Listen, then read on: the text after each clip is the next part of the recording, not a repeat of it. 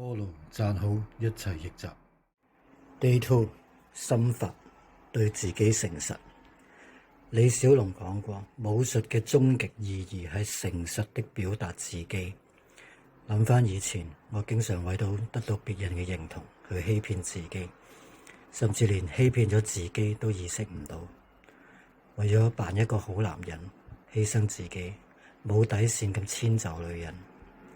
為咗扮一個好員工，逼自己做唔中意嘅工作，為滿足社會嘅期待，逼自己過唔願意嘅生活，用覺得麻煩、冇錢、冇時間，情願去打機、追劇，欺騙自己唔追求愛情，唔去認識新朋友。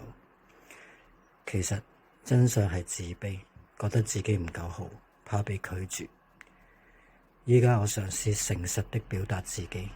唔中意嘅直接講，嘗試努力去做自己認為正確嘅事，唔再自欺欺人。